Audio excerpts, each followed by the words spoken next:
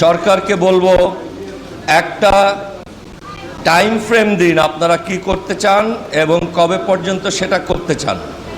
নির্বাচন সহ আপনারা টাইম ফ্রেম দিন।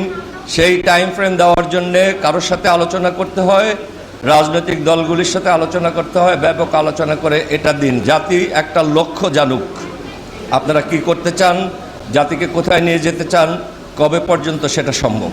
এই সরকার একটা বিপ্লবের হাত ধরে এখানে এসেছেন, কিন্তু আমার মনে হয় ওনরা যেহেতু বর্তমান যে পলিউটেড সংবিধান এবং স্বৈরাচার কর্তৃক নিয়োজিত রাষ্ট্রপতির কাছে শপথ নিয়েছেন, তাতে বিপ্লবের যে স্পিড, বিপ্লবের যে অনুপ্রেরণা সেটা অনেকটা বিঘ্নিত হয়েছে।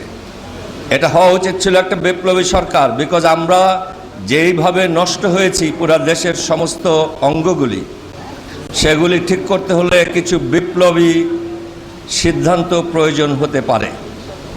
সেরকম বিপ্লবী সিদ্ধান্ত সম্ভবত আমাদের যে সিস্টেমে সরকার এখন চলছে, অর্থাৎ কিছুটা সংবিধান কিছুটা বিপ্লব, এই মিশ্রণ করে সেরকম একটা বিপ্লবী সিদ্ধান্ত নেওয়া সম্ভব নয়। সরকারটা হওয়া উচিত ছিল বিপ্লবী, এবং বিপ্লবী সিদ্ধান্তের মাধ্যমে সরকার যদি চলতে পারতেন তাহলে আমরা আরও দ্রুত ভালো ফলাফল পেতাম। আমি আমার বক্তব্য এখানেই খুব ছোট আকারে শেষ করে দিচ্ছি। আমার শেষ সুপারিশ, সরকারকে বলবো একটা টাইম ফ্রেম দিন, আপনারা কি করতে চান এবং কবে পর্যন্ত সেটা করতে চান। নির্বাচন সহ আপনারা টাইম ফ্রেম দিন। সেই টাইম ফ্রেম দেওয়ার জন্যে কারোর সাথে আলোচনা করতে হয়, রাজনৈতিক দলগুলির সাথে আলোচনা করতে হয়, ব্যাপক আলোচনা করে এটা দিন। জাতি একটা লক্ষ্য জানুক আপনারা কি করতে চান, জাতিকে কোথায় নিয়ে যেতে চান, কবে পর্যন্ত সেটা সম্ভব। আর যেগুলি প্রতিষ্ঠানগুলি আছে সেখানে প্রাতিষ্ঠানিক একটা তদন্ত চালু করেন, যাতে কারা দোষ করেছে, কারা স্বৈরাচারের সঙ্গ কতটুকু দিয়েছে সেটা নির্ণয় করা যায়। এই তদন্ত টিমগুলির সাথে আপনারা প্রাতিষ্ঠানিকভাবে করেন, সাথে বাইরের অবজারভার লাগান। যেমন সেনাবাহিনীতে তদন্ত হচ্ছে, পুলিশ বাহিনীতে তদন্ত হচ্ছে, সচিবালয়ে তদন্ত হচ্ছে। আপনারা ছাত্র জনতা থেকে এখানে মনিটর নিয়োগ করুন, যাতে তারা জানতে পারে কি তদন্ত হচ্ছে, কি বের হচ্ছে। প্রতিনিয়ত তারা দেশবাসীকে জানাতে পারে কি হচ্ছে। আমরা অনেকটা অন্ধকারে আছি, আমরা পরিষ্কারভাবে বুঝছি না সরকার কোন জায়গায় কি করছেন।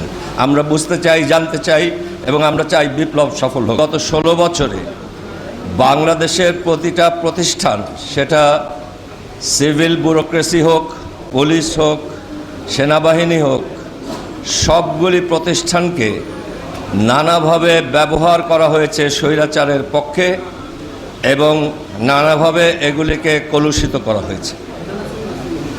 একটা পর্যায়ে এসেছিল বিপ্লবের ঠিক পরেই যে আমাদের পুলিশ বাহিনী একদম নন এক্সিস্টেন্ট হয়ে গিয়েছিল। এখনও যারা আছেন তারা খুব সক্ষমতার সাথে কাজ করছেন বলে আমার মনে হয় না। এটার নানা কারণ থাকতে পারে, সেগুলি ইচ্ছাকৃত বা অনিচ্ছাকৃত, বা এটা এরকমই হতো, সেগুলি বিবেচনার বিষয়। সেনাবাহিনীর মধ্যে অনেক অফিসারকে ব্যবহার করা হয়েছে গুম, খুন, আয়নাঘর ইত্যাদি চালানোর জন্যে, এবং সেটারও সংখ্যা একেবারে ছোট না, আবার বিরাট আকারেও না। পুরা ব্যাপ্তিটা আমরা বাইরের থেকে কতটা বুঝি কতটা না বুঝি সেটা একটা বড় প্রশ্ন। আপনারা যদি সচিবালয়ে আসেন, সচিবালয়ের যে সিভিল প্রশাসন, সচিবালয়ে ঢাকায় বা বিভিন্ন জেলায়, সেখানে কতজন এই প্রশাসনিক কর্মকর্তারা কলুষমুক্ত আছেন সেটা এখনও নির্ণয় করা হয়নি।